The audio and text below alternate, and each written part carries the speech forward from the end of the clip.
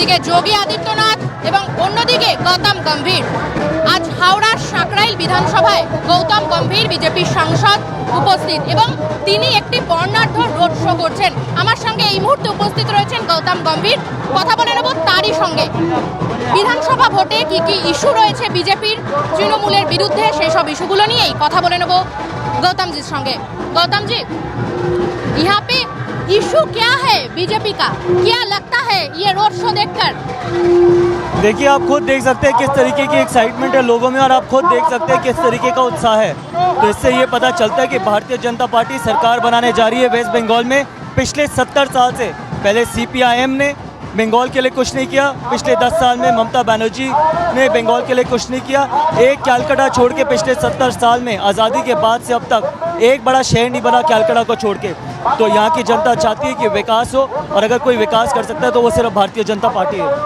दीदी कह रहा है कि वो एक 65 साल का औरत है, उसके साथ लड़ने के लिए एक से बढ़कर एक नेताओं को बीजेपी ने बंगाल में भेज रहा है। ये क्या वाकई में क्या दीदी को डर रहे हैं आप लोग? हम दीदी से क्यों डरेंगे, दीदी हमसे डर रहा है। सच्चाई तो ये है कि दीदी के पास कोई मुद्दा ही नहीं है ये चुनाव लड़ने का।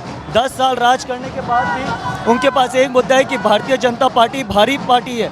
अगर कोई आपको बोले कि आप बाहर से आए हो या कोई मुझे बोले कि मैं बाहर से आया हूँ, ये पूरा देश हम हिंदुस्तानियों का है। तो मैं किसी भी स्टेट में जाऊँगा वो मेरा ही स्टेट है।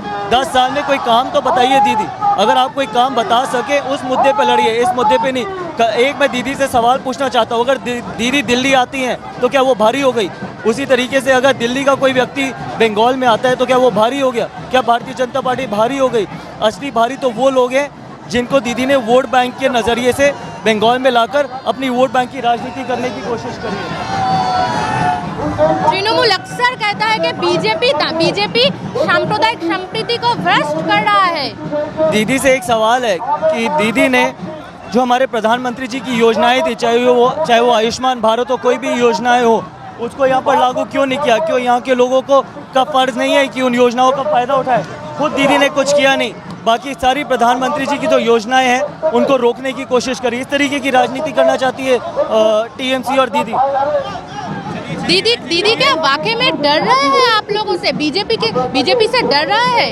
देखिए, ये दीदी ही जवाब दे सकती है। मैं सिर्फ आपको इतना कह सकता हूँ, जिस तरीके से लोगों में उत्साह है, जिस तरीके से लोग यहाँ पर भारतीय जनता पार्टी के समर्थन में आए हैं, जिस तरीके से लोग यहाँ पर बदलाव चाहते हैं, इस बार भारतीय जनता पार्टी बंगाल में ज़रूर सरकार बनाने जा रही है। बीजेपी सरकार आने से यहाँ पे वाकई में कोई परिवर्तन आएगा? देखिए, आपने पिछले 70 साल से देखा है कि कोई भी परिवर्तन नहीं आया है। सिर्फ एक ही पार्टी यहाँ पे परिवर्तन ला सकती है और वो भी विकास का, वो है भारतीय जनता पार्टी। 200 आसन की मांग की है अमित जी ने, क्या वाकई में संभव होगी? देखिए, अगर अमित शाह जी ने बोला तो जरूर संभव होगी। मुझे ये पूरा विश्वास है कि इस बार भारतीय जनता पार्टी बंगाल में सरकार बनाएगी। ये रोड शो देखकर, इतना लोग देखकर आपको क्या लगता है?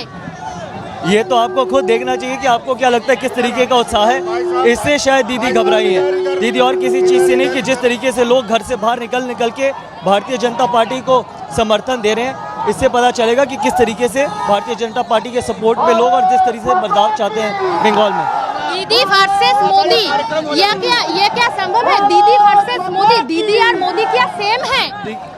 देखिए, मेरा फर्ज यहाँ पर एक ही चीज़ कहना है, पहले दीदी बंगाल को संभालें। देश तो बहुत दूर की बात है। इस बार दीदी 2 मई को दीदी जाने वाली है, ये मुझे पूरा विश्वास है।